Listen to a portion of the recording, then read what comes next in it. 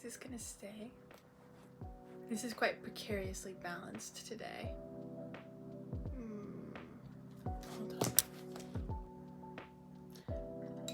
It's the end of the month, so y'all know it's time for my reading wrapped for the month.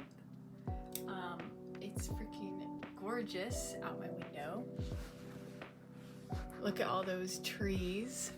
Oh my gosh, don't dox me.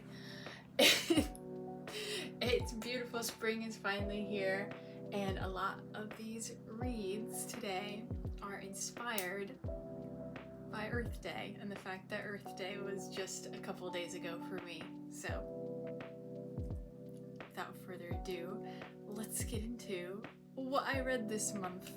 This first book I read last month. So this is 2 months worth of book review right here, and I'm gonna explain why later on. Just so you know, this is not an Earth Day read, but it was interesting. This is a book, let me tell you.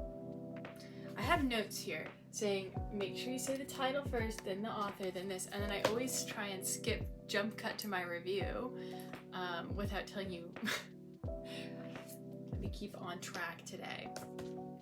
The title of this book is called Listen for the Lie. The author is Amy Tintera. So this is not my genre of book. I do like murder mystery, so it's not far off, but this is more like true crime, which is more what my mom reads. And I saw she had read this at our library, so I went ahead and checked it out. And here's my little review. So the genre is like true crime. I guess it's sort of a murder mystery, whodunit, but in a very unique way. I liked the way this was set up. I like when you have just enough clues that you can sort of start to piece it together, but like you're still gaining information as you go. So this book is about a girl who was involved in a crime but doesn't quite remember what happened. She totally blacked out, doesn't remember the night, but everyone kind of suspects that she is the criminal. And she kind of doesn't care to prove her innocence because it doesn't really matter to her, because it's like the police are kind of like, well, we can't prove it, so it just, this happened, we don't know what happened. This true crime podcaster, this is crazy. This true crime podcaster is like investigating the thing and basically kind of reopens his case to the public, and then that impacts her life to a point where she's like, all right, well now I gotta get involved in this, because now it's not just this little bubble of my own town and all these things that happen to people I know. Now it's this whole universe of people are tuning in to this crime that was under the radar, but now it's like, and everyone's trying to figure out what actually happened.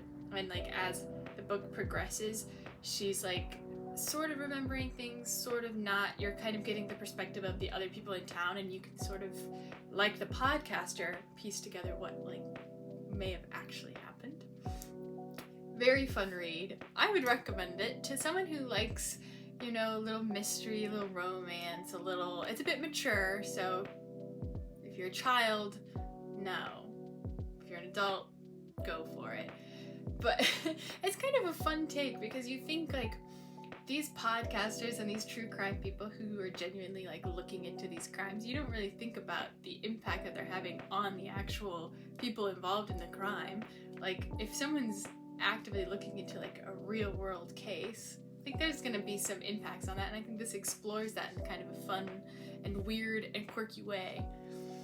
And there's some weird bits to it, and there's some little bits where I was like, but I think overall, let me check how many stars I gave it. You think I would remember how many stars I gave it? I gave it 3.75 stars. So, middle of the range. I probably won't read it again, but, and I'm not like going out of my way to like recommend it to people, because I don't really know anyone who I think would enjoy this other than my mom who already read it. But I think, like if this is your jam, it's your jam. I thought it was kind of an entertaining read. It was very light, and it was quick, and it was a page turner, it was well written, and it was just odd enough that it really kept me kept me turning the pages. So if that's your jam, if you like true crime podcasts or true crime anything, this is kind of a fun little twist on that, and a little mystery novel. And it was a quick read. I think it took me, let me see how long I was reading it for. If anyone's interested, I'm checking my own stats on my Fable page because my memory is not that great. I spent like 3 or 4 days reading it, so it's pretty quick. It's pretty quick. Let's see what the overall reviews are for the book on Fable. Yeah, it has 4 stars on Fable. That surprises me. I mean, I basically gave it 4 stars, so am I really that surprised? No. But I was just surprised, because people usually are haters, you know, online. So yeah, I'd recommend it. I recommend every book I read. I don't... Actually, that's not true. There are... If you dig deep on this channel, there are books I disliked that I don't recommend. It's just a rare occurrence, because I'm generally a chipper person, and I also read books I think I'm gonna like. Alright, now for Away with the Mystery Book. Time for my little Earth Day recommendations. Let's have a sip of coffee. I am an ecologist. I love the environment. I spend as much time as I can outside, which is why I'm so excited that the weather is nice. So I don't know, Earth Day is fun for me. I went outside for pretty much all month. I've been volunteering at a lot of like little spots around town, doing restoration, planting trees, all sorts of exciting things. I did the Earth Day 5K. It's always important to go support your local ecosystems, the communities that are holding them up. Plant a tree. Plant a tree if you can. It's a good time. You make friends. You're doing good for the environment most of the time. Plant a good tree. Plant a nice, good and native tree. Don't go planting any Bradford pears, none of that.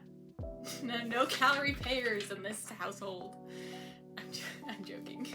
Actually, I'm not joking. I'm not writing that off. I stand by that statement. Unless you're somewhere where those trees are good to be planted, don't be planting those trees. I'll die on that hill. Apparently.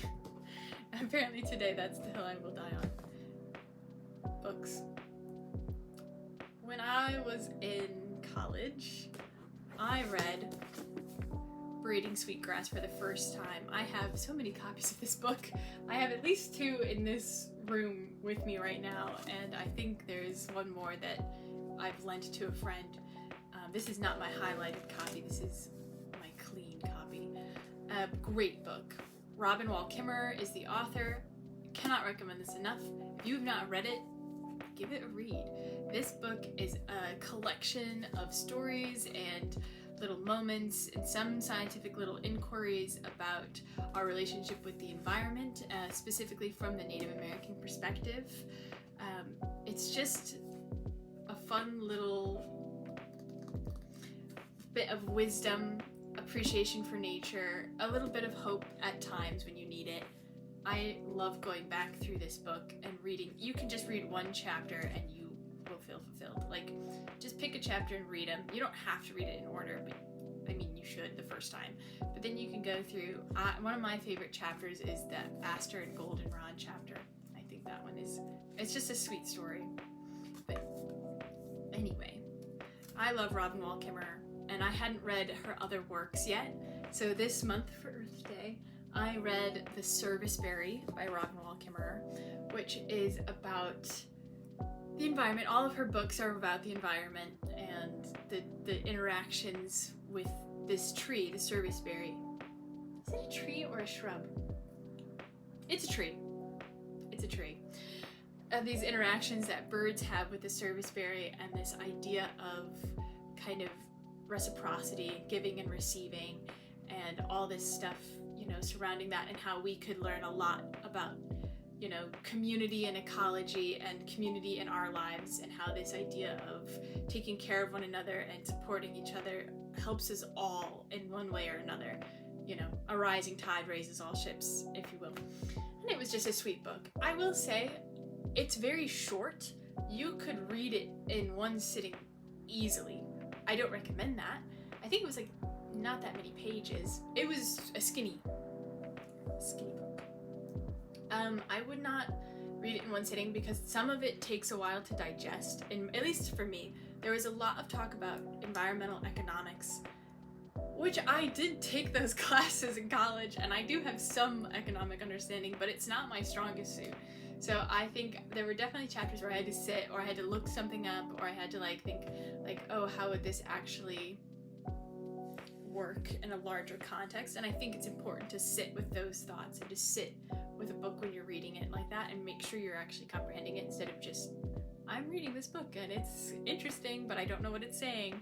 So even though it's a small book, I spent more time reading it than I did the last book I was talking about. Just throwing that out there.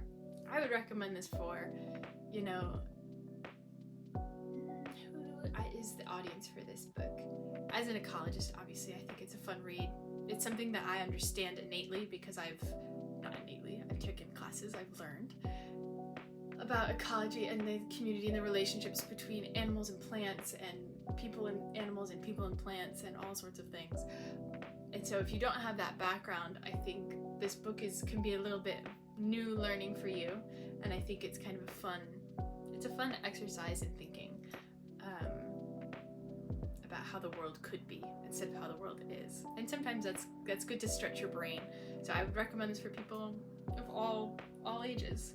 It's kind of a fun, her reads are always fun. Her writing is really easy to read too. Even if you're reading it to like a kid, or if you are a kid, I think you can digest this pretty easily. So she writes in this very like storytelling, flowing manner, so it's very easy to just pick up her books and kind of fall in love with them. So I'm sure I gave it 5 stars. I don't have to look. I know I gave that 5 stars because I thought it was so good. It was so enjoyable.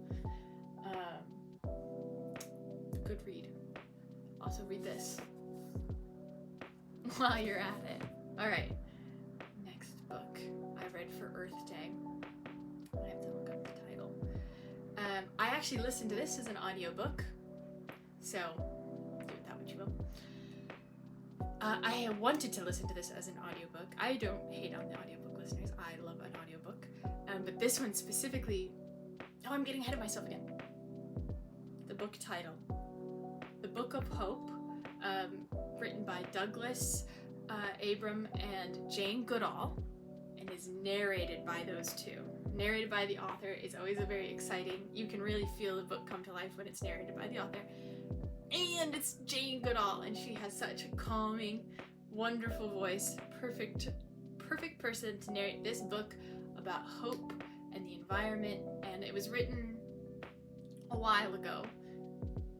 Not too long ago. It was like around pandemic time it came out, maybe 2021, 2022. I could be wrong, but I think I'm right.